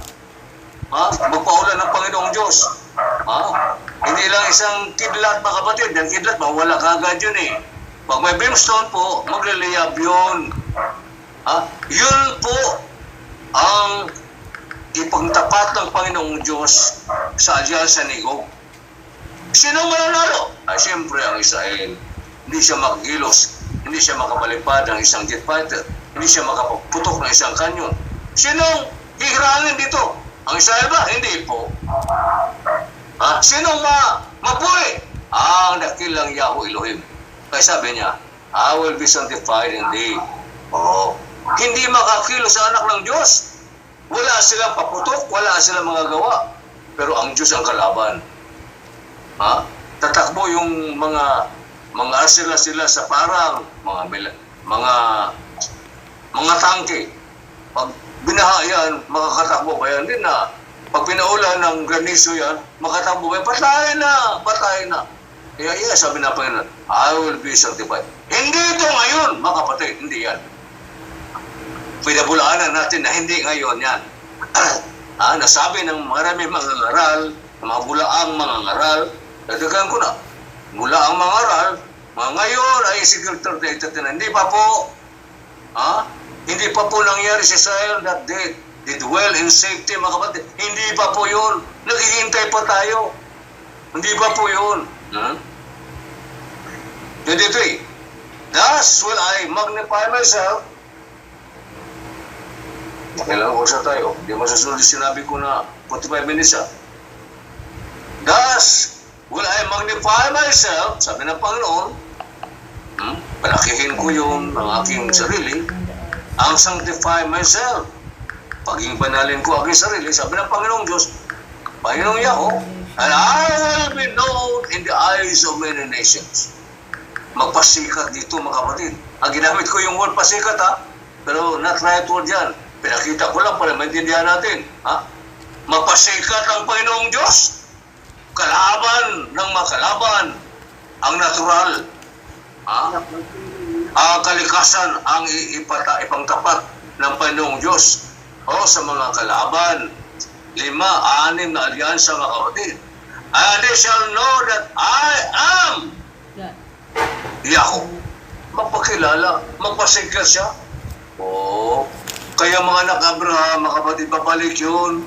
Pagdating doon sa Isaiah 60, They will come into my altar with acceptance. Wala na, reject na po si Allah, mga kapatid. Reject na yon. Oo, hindi Diyos si Allah. Ngayon nga, maraming nabuksan na mga Muslim na si Allah, Diyos na lang yan. Oo, mga kapatid. See? Ito pa, para bigyan natin diin. Dahil ang ating topic ay Ezekiel 38-39 Ito sa 39 na tayo. Upang makita natin ang totoong eksena. Na ang ating topic po, are we waiting for Gog? Oh, yeah. We are waiting for Gog. Hindi sa girang ito, mga kapatid. Kundi sa totoong Ezekiel 38 and 39. Therefore, verse 1, Thou son of man, prophesy against Gog. Against Gog, not for Gog. Not pro-Gog, not pro-God, but against Gog, mga kapatid. And say, Thus saith Adonai, Behold, I am against thee, O Gog, the chief prince of Meshech and Tubal. So kapatid yun, si Meshech at Tubal, kapatid ni Gog, mga kapatid yun, anak ni Japhet. And I will turn thee back, pauwiin niya mga kapatid si Gog, saan? Sa kanyang lugar, and leave but the sixth part of thee. Ang matitira mga kapatid, ay sixth part na lang, kunti na lang, para makikita natin na ang sundalo ni Gog lahat, o kasama ba ang population nito mga kapatid, so most likely mga sundalo lang to. Ang matitira ay 6 part na lang. Pero mo 6 part na lang. Sa 10, 6 part na lang matira. Kasi ang 5th part po ay 20% yun eh. Ang 6 part. Ilang percent yung 6 part?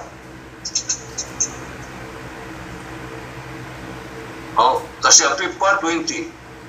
25% ang 6 part. Hindi ko na tingnan nyo sa internet kung ano yung 6 part. How many percent? Kasi ang 5th part ay 20% yun. What about 6 part, mga kapatid? Sabi nito ng Panginoon, but the 6th part of thee, ang matitira, and will cause thee to come up from the north parts, used to come out, and I will bring thee upon the mountains of Israel. Or 6 part ang iiwan lang doon sa Russia, mga kapatid, ang mga population niya, so dalhin niya lahat. Ito'y punishment, marahil, punishment, kunti na lang matitira, mga kapatid, na mga Russians, kanyang population doon, 6 part na lang. So sa dami, ang population ng Russia, ay 6 part lang matira. Ipalagay natin, kasi sa 5th part, 20% eh. Ang 6th part, Sabi mo, 16%. ilang porsyento yung 6th part? 16%. Kumor. 16% po, 16. 16%? 16% na lang. Kukunti na lang ang maiwan doon sa Russia, mga kapatid. 16% ang maiwan. Kukunti na lang. Kung sila ay 200 million, ang 5th part, ang 20% ay ilan? Sa 200 million? 50. Tama ba yun? 50 million, wala pa 50 million maiwan. Kunti na lang. Kasi ito nga ay punishment na ni Gog. Dahil ang kanyang kaisipan po ay gustong magnakaw, gustong isahan ng Israel, at hindi pumayag ng Panginoong Diyos. Ang Panginoong Diyos mismo ang siyang kalaban. Hindi ba kapaputok ng Israel ng isang bala, mga kapatid? Hindi lahat. Kasi I will be sanctified in the Gog. Gustong magpasikat. Wala sa Biblia yun, Pero ginamit ko yan as an illustration na gusto magpasikat. Alam mo yung tao magpasikat? Alam nyo, may kaibangan niya. Pero Panginoon hindi magyayabang. Gusto niya mapakilala sa buong mundo, mga kapatid, na siya ang Diyos ng lumikha ng lahat ng bagay. Hindi natin dapat siya kalabanin. Yun ang punto ko ron. Paggamit ng salita.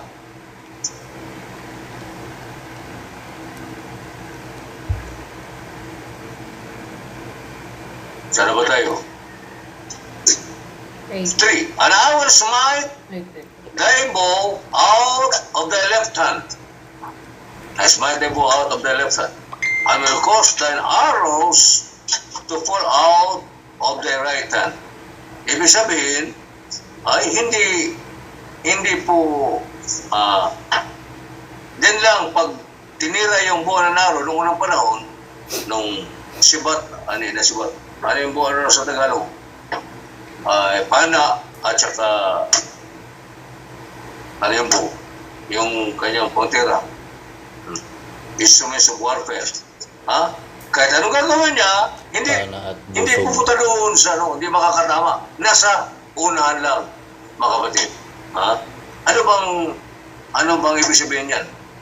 Ang baril, mga kapatid, pag sobrang init na yan, lagay natin, amalay. Pag sobrang init na yan, pag nagbabagay yung baril, mga kapatid, niluluwa lang yan. Hindi na putok yan, pero luluwa lang nandiyan, hindi makakatama yan, hindi nakakamatay. Ha? Yung harmalay. Kung harmalay mo ay air cool, ay maghintay ka ng mga ilang sandali para lumamig yun. Puputok uli yun. Pero water cool, pwede mo isausa yun. Ang baril. Para hindi magbabaga yung baril niya. Yung baril, ha? Kasi pag nagbabaga yung baril, ay, di baril, ha? Hindi yung baril. Di baril, yung baril mismo, yung mahabang long barrel, hindi na puputok, hindi makakamatay yun. Andiyan, luluwa, parang lumuluwa lang yun. Parang gano'n ang naisip parating ng talata, mga kapatid. No? Sabi no? To fall out of the right hand. So, hindi effective yung kanilang mga baril. Thou shalt fall upon the mountains of Israel. Doon namatay sila sa mga kamundukan ng Israel, sa lugar ng Israel. Thou and all thy bands, and the people that is with thee, I will give thee unto the ravenous birds, yun, of every sort, and to the beasts of the field, and to be devoured. So, kakainin sila ng mga vultures, o kainin sila ng kusariwa, kainin sila ng agila, mga flesh-eating birds, mga kapatid. Mga hayop na carnivores, mga kapatid. Pagkainin yung mga tao patay doon, lalo pag sariwa. And thou shalt fall upon the open field, for I have spoken it. Said Adonai Yahweh. And I will send a fire on Magog. So, susunugin niya ang Russia? Susunugin niya ang Russia, mga kapatid. And among them that dwell carelessly in the isles, and they shall know that I am Yahweh. Magpakilala nga talaga ang Panginoong Diyos sa panahon na ito. Magpakilala. Pero hindi ito ngayon. Hindi yan. Because it is not Ezekiel 38:39. Nasa unahan pa konti. Kapag nanalo ng Israel, nakaangkam ng Israel, ang lahat ng kanyang boundaries, mga kapatid, ang akala ay safety na po ang Israel doon, wag na wag kasi, parang pa ito Revelation 12, parang pang lalaya sila, tatakbo sila sa wilderness for 3.5 years, alam natin yon. Hindi yung mga sikat na mga ngaral, wala silang malay, tayo ang pinili ng Panginoong Diyos na makaalam na malalim ng mga bagay sa banal na kasulatan. Hindi yung mga doctors of divinity. So, we still have a ministry to be done, mga kapatid. Sa unahan, mayroon pa tayong ministeryo. Huwag tayong mabahala. God, walang imposible. God knows it. There's nothing impossible with God. Kahit hindi tayo ngayon marunong magsalita, mangaral, ay marunong tayo mangaral, magsabi ng katotohanan. Magsabi lang naman katotohanan eh. Mahirap ba yung magsabi ng katotohanan? Hindi po, mahirap magsabi. Kung sadya tayong bulaan, mahirapan ka magsabi ng katotohanan. So when I make my holy name known in the midst of my people, Isay, doon na mapakilala ang Panginoong Diyos Isay, bago sa buong mundo. And I will not let them pollute my holy name anymore. Sabi ng Panginoong Diyos, ayaw kong sisirain ang aking pangalan, paging mabaho ang aking pangalan, and the heathen shall know that I am Yahweh. So, makita nito, klaro nito, ay magpakilala nga ang Panginoong Diyos na siya si Yahweh. Hindi siya Allah. Hindi siya sa Diyos ng gawa-gawa ng Roman Catholic Church, ng Roman Empire. Hindi po siya. Magpakilala siya po si Yahweh Elohim, ang Diyos ni Abraham, ang Diyos ni Isaac, ang Diyos ni Jacob, ang Diyos ni Moses, at ang Diyos ng Panginoong Kristo Jesus. Magpakilala po siya dyan. I am Yahweh, the Holy One in Israel. Behold, it is come, and it is done, said Adonai Yahweh. This is the day whereof I have spoken. And they shall dwell in the cities of Israel, shall go forth, and shall set on fire, and burn the weapons, both the shields and the bucklers, and bows and arrows, and the handstaves, and the spears, and they that burn them with fire 7 years. So, lahat ng dinala doon ng Russia and Air 5 alas mga kapatid ay magsusundog ang Israel 7 years. Marami itong OFW na pupunta doon. Yung trabaho lang, mamulot lang, magsunog lang ng armas, mga kapatid.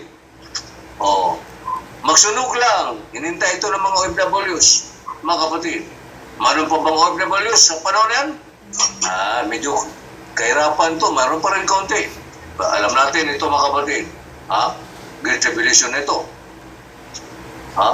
Kasi yun ang pagitan po. Ezekiel 38, 39, yan po ang hudyat, mga kapatid, ng rapture. Umpisa yun. Kaya nasabi ko nga, baka itong 2027, ito na yun eh. Kasi 2030, mga kapatid, yan ang full implementation nila eh. Yan ang timeline nila eh. Yan ang talaga 2030. Yun ang grabing kahirapan doon. Nobody can buy or sell. Yun na yun.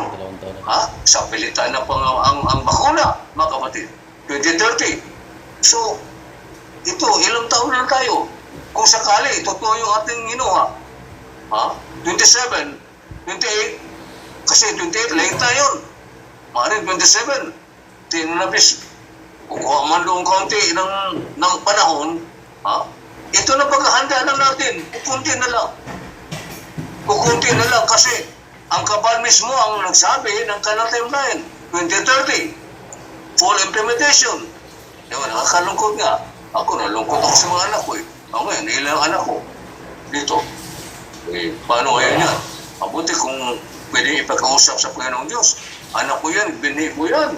Oo. Taba Panginoon, pwede bang madala ko yan? Pawakin ko lang ng lubid yan. Mabaangat. Hindi ganun eh. Hindi ganun eh. Oo. Kaya ipunin ko pa yung anak ko na kasi tayo mamagulang, ayaw natin mapahamak yung mga anak natin. Heart to heart talaga, mga kapatid. Heart to heart talaga. Ano ba, gusto niyo sumama? Ngayon, maghahanda na kayo. Kasi, late na ito. 25, 27, 2 years na lang. Kaya, ang ating pratandaan, what is recorded in the Bible? Kaya, inimahimin natin specific sa mga pabisi para hindi tayo magagamali. The war now, kasama pa yan sa Secret 12. Kasama pa yan sa Secret 12. Hindi pa yun, kasi alam natin, AC na pa yung mga kapatid. AC na pa yung emperador ng Roma. AC na pa kunti yun. AC na pa yun doon. at magpakilala pa siya, makikita natin konti, before pagdagit, makikita natin yun. So, we have enough time, hindi na enough time yun eh. Wala, late na tayo, late na tayo. Ang ating gagawin, i-set natin ang time, heart to sa mga bata, mga anak, na kung kasi request lang namin ito, believe eh. At maglingkod tayo. Maglingkod. Ang paglingkod ay pagsamba sa Panginoon, sama-sama sa grupo. Oh, kasi yung nakita sa Matthew 24. Ano sabi doon? Yung mga iglesia doon. Ang sabi doon. Oh, di ba? Pusahan natin, nakalimutan natin yata yun eh. Punta sa Matthew 24. Oh. Matthew 24.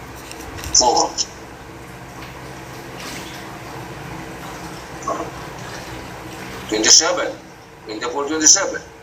For as the lightning cometh out of the east. Ito ay literal yan, hindi posible yan sa spiritual. Makita, mga candidates, mga kapatid, potential, mga candidates po sa rapture, makikita yung supernatural thing. Yung kakaibang lightning, mahabang lightning from east to west. And send it even unto the west. So shall also the coming of the Son of Man be. See? Kung hindi tayo makakita na yan, ay hindi tayo candidate. Mayroong problema sa atin.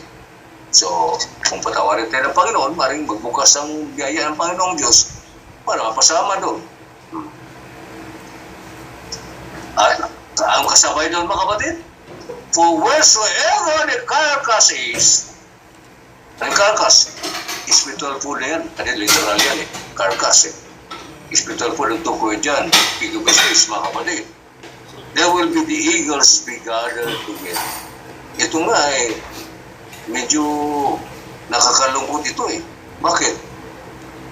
Sana palitan ito ng Panginoon na eaglets. Hindi eaglets, eagles eh. Matured eh. There will be the eagles be gathered together. Not eaglets. Eagles, ay hindi pa marunong lumipad yan. Hindi pa.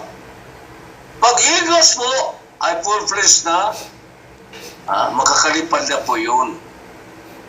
Full-fledged na yun na eagles, mga kapatid. Pag eagles, ay hindi pa nakakalipad yun. Kasi ano ba nilalagay eagles dyan? Hindi, eagles na talaga, oh. There will be the eagles be gathered.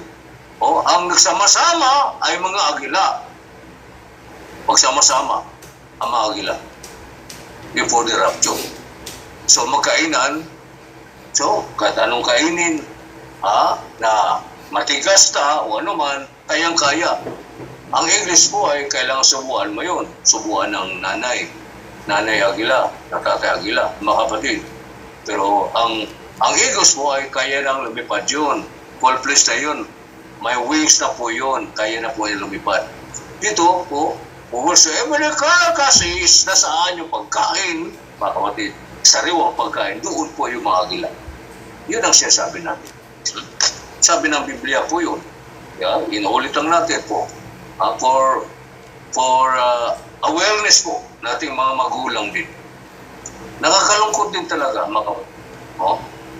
I-implode na ang aking pamilya, iba talaga, dapat bumalik sa pagkabata.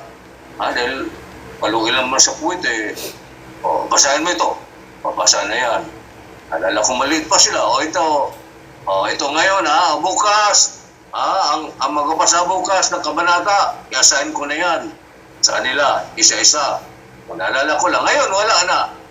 Dapat ganun gagawin lang sa pamilya nila rin.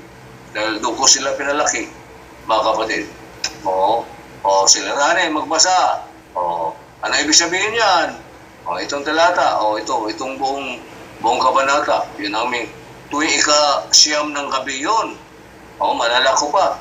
Dahil tuwing ika-siyam ng gabi, ay magpulong-pulong kami rito. Wala na. Lahat may asawa na. Kaya mahirap, mga kapatid, mahirap. Ang dalangin ko lang, na sila po ay magsikap, maglingkod dito ba lang sa ating Zoom. Kaya tayo lang muna. Darating tayo dyan kung kailangan ibang mga kapatiran, kung sincero sila, baka gagamitin sila ng kaaway upang ang ating freedom ay papasukan ng kanila pong tawag dito, espiya, mag-espiya lang sila o pasirahin tayo. Huwag na muna. Huwag na muna. No? No, kaya darating tayo dyan, kung medyo ma-feel natin na talagang isasama sila, das panahon na isama natin sila. Pero ngayon, huwag muna. Kasi yung atin pong ito ay kailangan pong i-edit yan. Ha? Kasi pamilya, parang pamilya ang turing ko dito. Kaya magsalita ako ng parang pamilya, ordinaryo lang. Pwede tayong ma-libel dito kung sakali kasi nagbibigkas ako ng mga pangalan. No? Huwag muna bago mapunta sa kanila. Bibigyan natin sila ng link. Delikado yun. Huwag kayo magbigay ng link. Huwag muna ngayon. Kaya naman yung mag-sermon kayo. Sermon na rin sila. Di ba kaya mag-share? Pareho lang yun sa share. Masabi na nga nakausap po rito na iba yung sermon, iba yung share. Pareho lang yun. Depende na sa paggamit. Ibahagi, pareho lang yun. Bahagi mo ang ating doktrina. Kung anong sinabi ng banal na kasulatan, sabihin natin.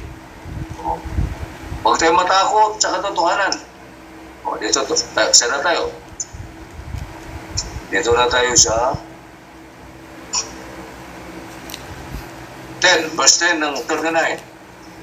Disyong 39, 10. So that they shall take no wood out of the field, neither cut down any of the forest, for they shall burn the weapons with fire, and they shall spoil those that spoil them, and rob those that rob them, said Adonai Yahweh.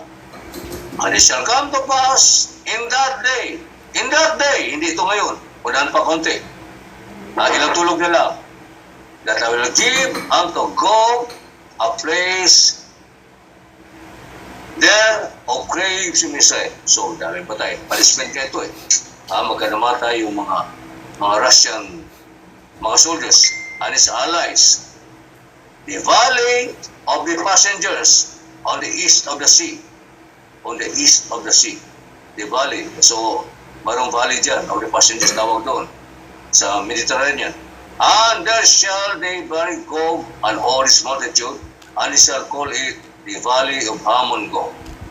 And 7 months shall the house of Israel be burying of them, that they may cleanse the land. Yea, all the people of the land shall bury them, and it shall be to them a renown, the day that I shall be glorified, said Adonai Yahweh. So gustong mapakilala ng Panginoong Diyos sa buong mundo. Hindi lamang sa Israel, sa buong mundo, sa lahat ng reliyon, mga kapatid. Kasi makikita natin na isa lang, ang House of Prayer ay magiging House of Many Nations na yun, according to Isaiah.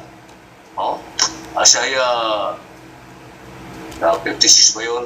The House of Many Nations na. Yung templo lugar, mga kapatid. And the passengers that pass to the land, when any seed a man's bone, then shall he set up aside by it till the buriers have buried in the valley of Ammon Gog. So lagyan na sa'yo. Makikita ng patay, buto, lalagyan ng tanda, ng flag barahil, ito yun. Ito ililibing nyo. And also the name of the city shall be Hamona. Hamona. Anong ibig sabihin ng Hamona? The multitude. Ang ibig sabihin ng Hamona, the multitude. Thus shall they cleanse the land. And thou son of man, thou said Adonai Yahweh, speak unto every feathered fowl, unto every beast of the field. Assemble yourselves and come, tulad ng Revelation 19, mga kapatid. ha? Sa Armageddon, ha? Na imbitahan yung mga powers of the air upang manghinain. Oh, gather yourselves on every side to my sacrifice, that I do sacrifice for you, even a great sacrifice upon the mountains of Zion, that they may eat flesh and drink blood. He shall eat the flesh of the mighty and drink the blood of the princes of the earth, of rams, of lambs, and of goats, of bullocks, all of them patlings of Bashan. Sus, pagkataba. Pag sinabing patlings of Bashan, mga kapatid, ay good brand yan, mga kapatid. And ye shall eat the fat till ye be full, and drink blood till ye be drunken, sabi sa pasumder yun. And my sacrifice which I have sacrificed for you. Thus ye shall be filled at my table with horses and chariots, with mighty men, and with all men of war, saith Adonai Yahweh. Katulad ito sa Revelation 19:18, mga kapatid. Armageddon. And I will set my glory among the heathen, and all the heathen shall see my judgment, that I have executed, and my hand that I have laid upon them. So the house of Israel shall know that I am Yahweh. So, magpakilala talaga ang Panginoong Diyos, their God, from the day and forward. And the heathen shall know that the house of Israel went into captivity for their iniquity, because they trespassed against me. Therefore, hid I my face from them. Nagtago ako sa kanila, aking mukha, hindi pinapakita, and I gave them into the hand of their enemies. So fell they all by the sword. So fell they all by the sword. Nahulog sila sa tabak. According to their uncleanness and according to their transgressions have I done unto them, and hid my face from them.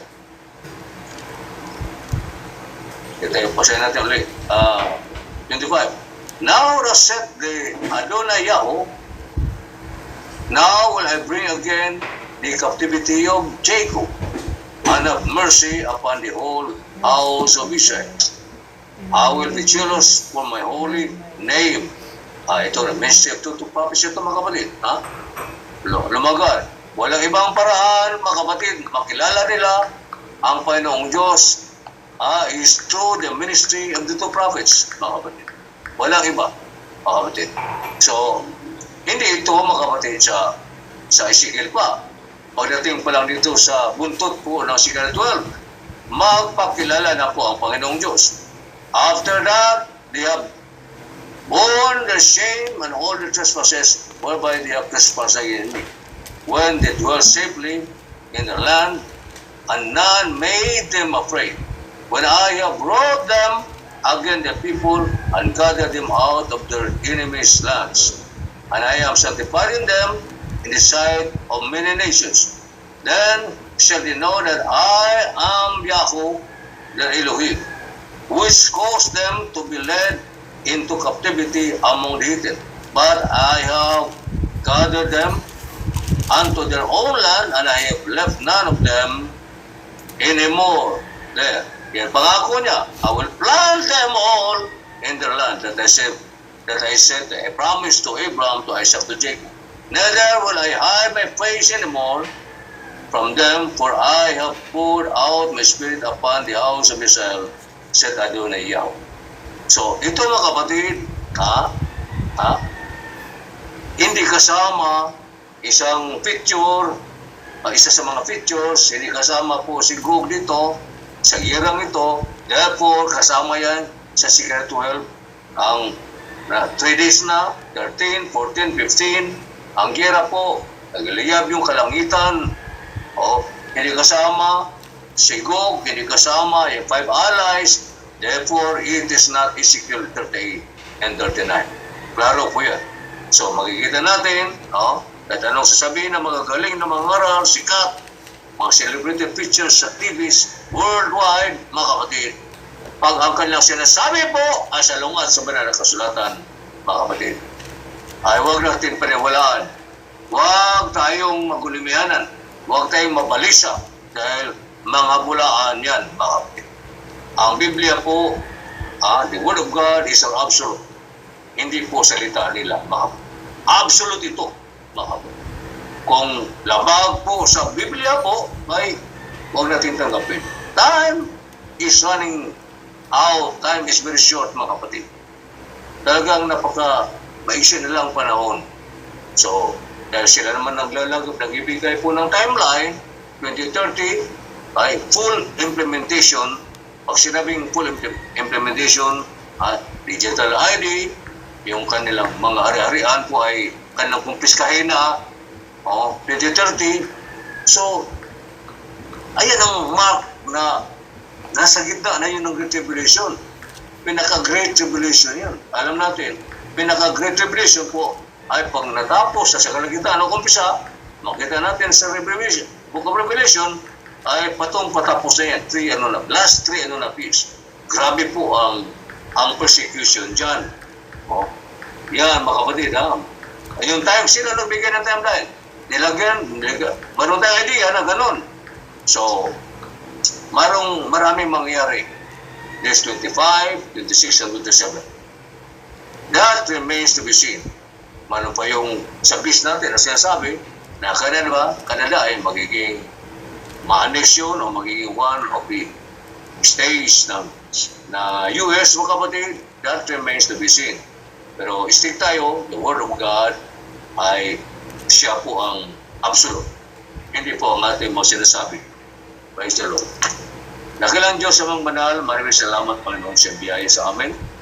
Nawalo, nabigyan ko ang aking mga kapatiran ng iba yung panindigan, Lord, iba yung larawan, Lord, sa mga bagay po na nangyari sa aming panahon at sa mga unahan, Panginoon, upang lalo kami maging aware na ganun. Patuloy mong pagpalain, Lord. Patuloy kang kumatagpo. Ikaw na nga po, Lord. I will not leave you and forsake you. I am with you always, even unto the end of the world. Huwag mo kaming gutumin, Panginoon. Lord, sabi mo dakilang Diyos, but my God shall supply all your need according to His riches in glory by Jesus Christ. Philippians 4:19. When we claim that you will supply our needs, Lord, Panginoon, ikaw na pong bahala, Panginoon. Lord, ibigyan mo lang kami ng kalakasan, Lord, at iba yung pag-asa. Purihin ka, Lord, sa pangalan ng Panginoong Kristo Jesus, o sa Hebreo ay Yahushua HaMashiach, itong lahat sa utala. Amen.